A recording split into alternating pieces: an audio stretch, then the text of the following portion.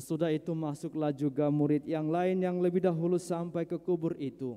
Ia melihatnya dan percaya. Bapak, Ibu, saudara-saudariku yang dikasihi Tuhan, pada hari raya kebangkitan Tuhan, hari raya Paskah ini, kita semua bersyukur kepada Bapa yang senantiasa mengasihi kita, yang mengaruniakan putranya yang tunggal ke tengah-tengah kita, agar kita memperoleh keselamatan. Cinta yang ditunjukkan oleh Bapa nyata dalam diri Yesus Kristus yang lahir ke dunia. Yesus juga menunjukkan cintanya sampai sehabis-habisnya kepada kita, para pengikutnya. Dia menyerahkan nyawanya dipaku di kayu salib. Dia wafat dan dikuburkan. Dan pada hari yang ketiga bangkit dari antara orang mati. Bapak, Ibu, saudara-saudari, kebangkitan Tuhan Yesus inilah yang membuat para murid semakin dikuatkan.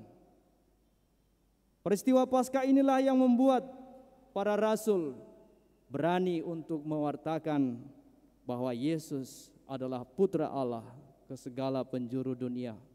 Hingga kita semua, sekalipun kita tidak pernah melihat Yesus,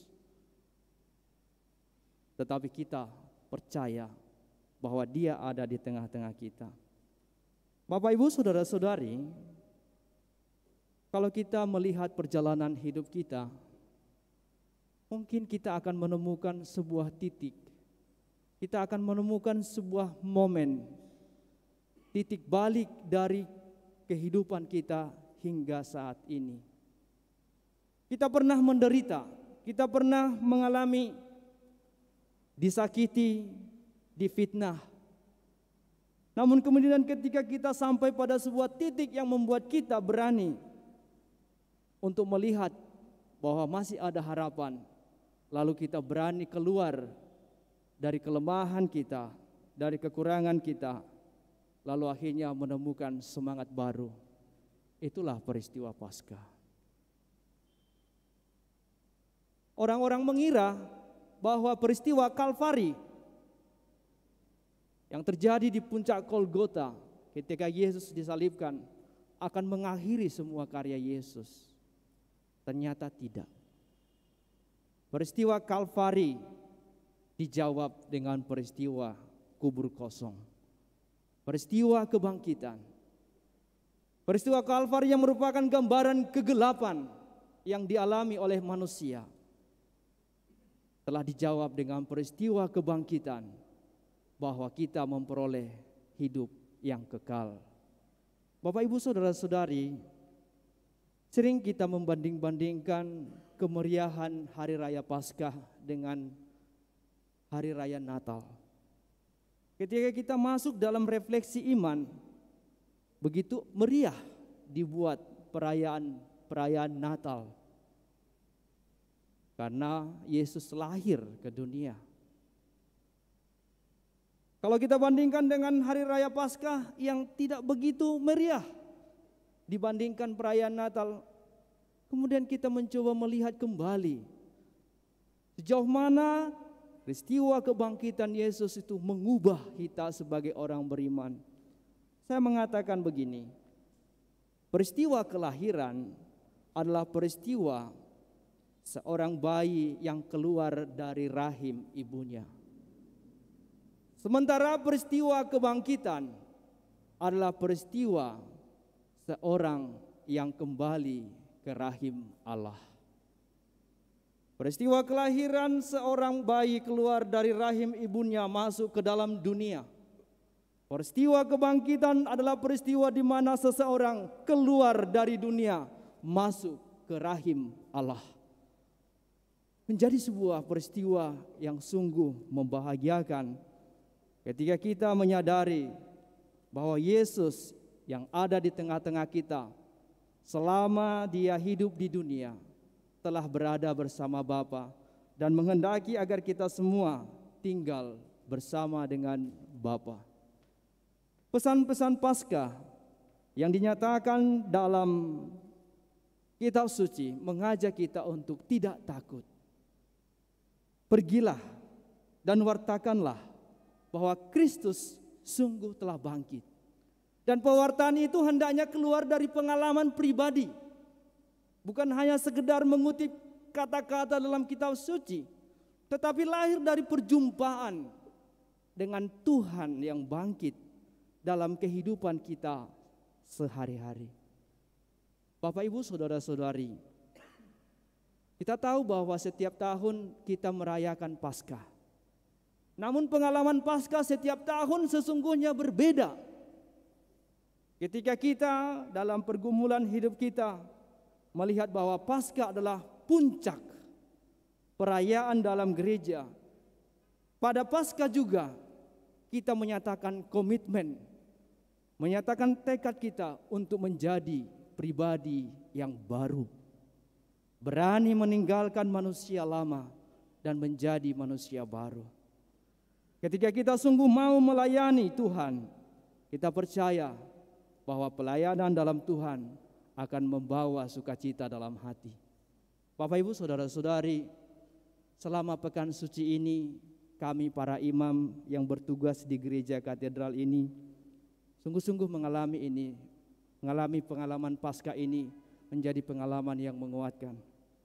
Sejak Minggu Palma, Kamis Putih, Jumat Agung, kemudian malam Paskah, kegiatan para pastor sungguh-sungguh padat. Masing-masing imam harus memimpin perayaan Ekaristi 2 kali dengan durasi setiap kali misa 1,5 jam. Di stasi Santo Paulus Brian Bengkel di gereja katedral ini. Ketika kami para imam mencoba untuk melayani umat dalam perayaan Ekaristi, stamina juga dikuras.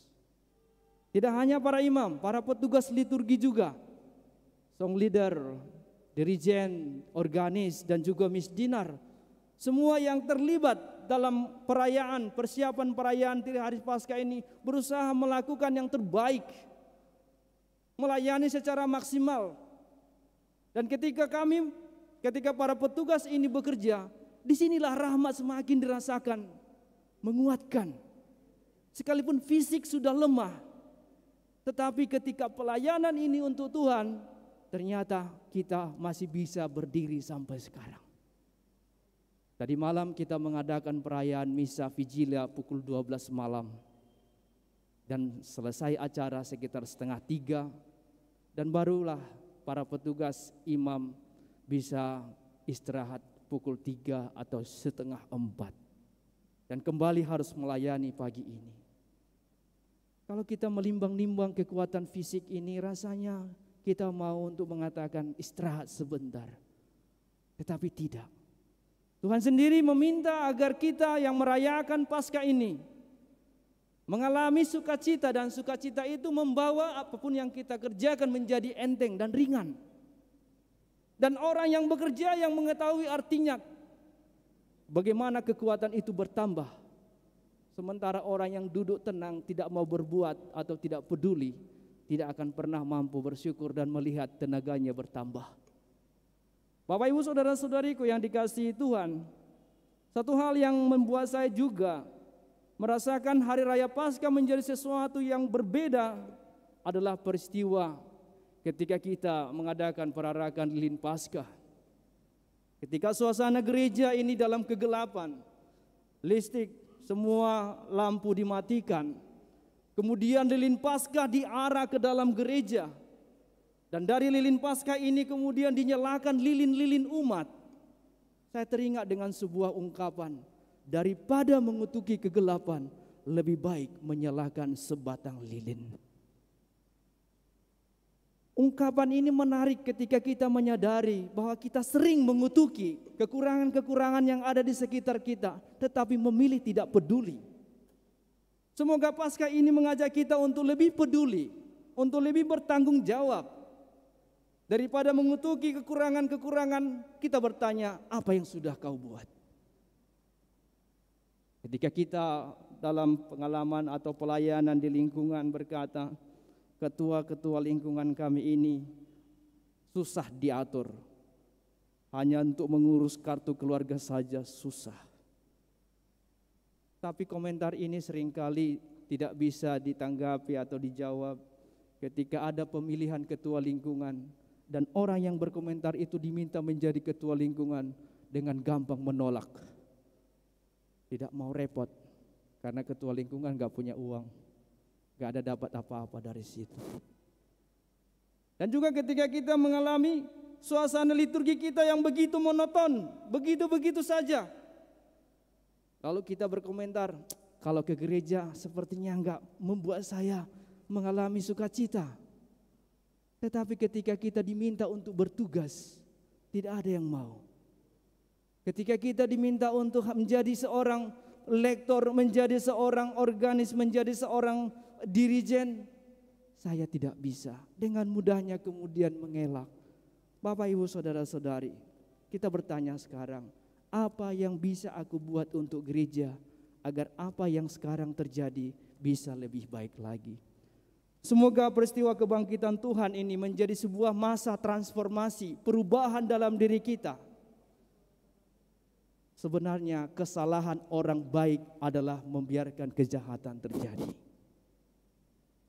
Maka kita orang-orang baik, saya percaya adalah orang-orang yang telah dicuarahi Roh Kudus dan siap menjadi saksi kebangkitan, berani untuk melihat apa yang harus kita buat untuk kebaikan bersama. Maka Bapak, Ibu, Saudara-saudari, ketika kita datang dan melihat lalu kita percaya pada Yesus yang bangkit, kita siap untuk mewartakan seperti yang dilakukan oleh Petrus dan murid-murid yang lain. Ketika mereka diurapi dengan Roh Kudus dan dengan kuasa, mereka menjadi saksi atas apa yang telah diperbuat oleh Yesus selama di dunia. Dan kita juga mewarisi tugas itu. Pengalaman perjumpaan dengan Yesus yang bangkit dalam kehidupan kita membuat kita yakin dan percaya bahwa perbuatan-perbuatan yang baik yang kita lakukan bukan untuk mendapat pujian dari manusia, tetapi untuk memuliakan nama Tuhan. Maka jangan mundur, jangan menyerah, teruslah berbuat baik. Kemuliaan kepada Bapa dan Putra dan Roh Kudus. Seperti pada permulaan, sekarang, selalu, dan sepanjang segala abad. Amin. Marilah kita bangkit berdiri.